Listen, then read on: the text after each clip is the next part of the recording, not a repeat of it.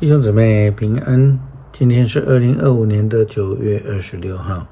今天的经文是诗篇146篇，箴言28章第3节到第10节，以弗所书第2章第1节到第10节。今天要跟大家分享的主题是生死。基督徒应当学习如同耶稣基督一样，有顺服的心，有爱人的生命，愿意被改变，领受新的生命。保罗说，应当与耶稣基督同死同复活。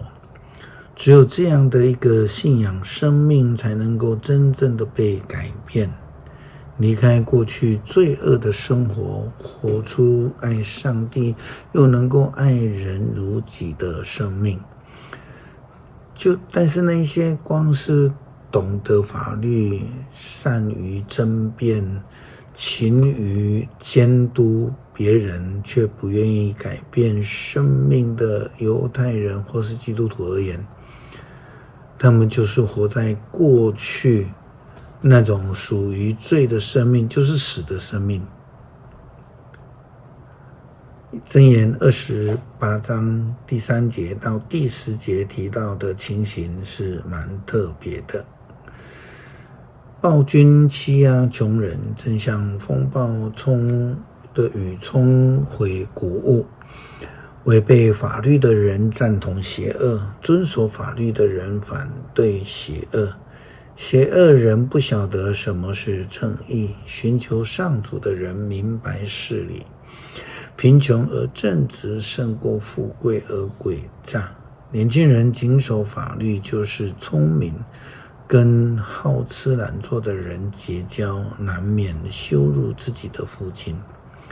以高利贷剥削他人致富的，他的财富终必落到体恤贫穷者的手中。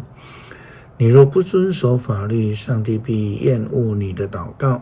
引诱正直的人作恶的，要掉进自己的圈套。纯洁的人将得到奖赏。基督徒应当要追求被圣灵的火充满，生命能够被圣灵改变，彻底的改变人格品质，如同被火来精炼一样。保罗在写给以弗所教会的书信，以弗所书第2章第1节到第10节提到了这样的一个概念，就是说基督徒的生命必须要出死入生。这样的概念，保罗说，从前你们因犯罪违抗上帝的命令，你们的灵性上是死的。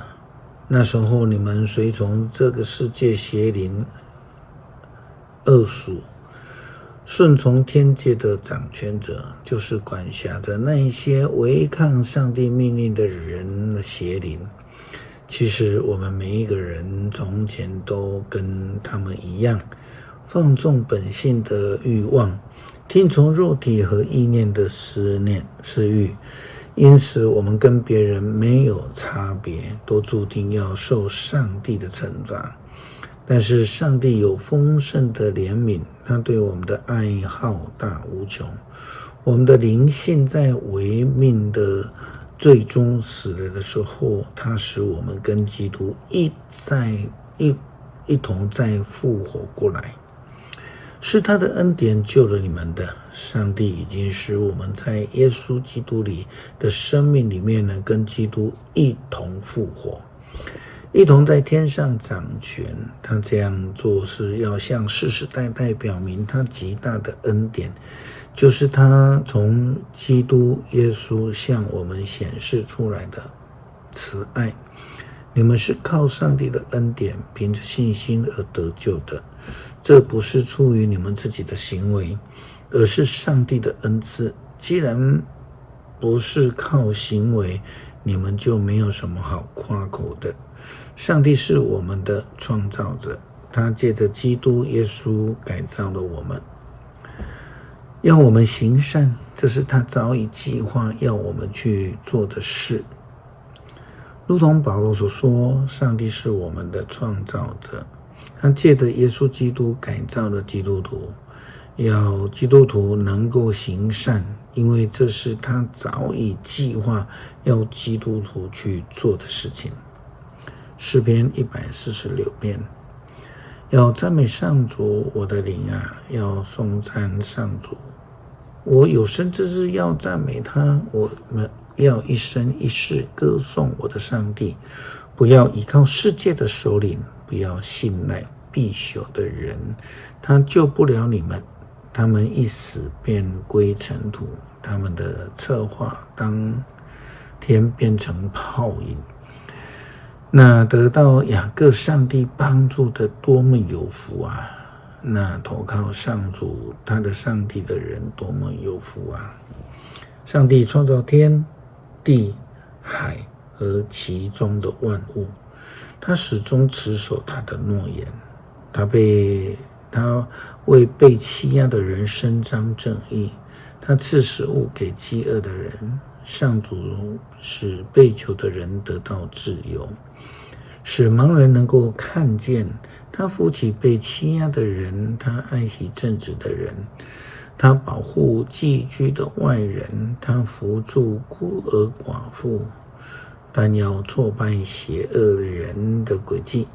上主要永远作王，西安啊，你的上帝要永远掌权，要赞美上主。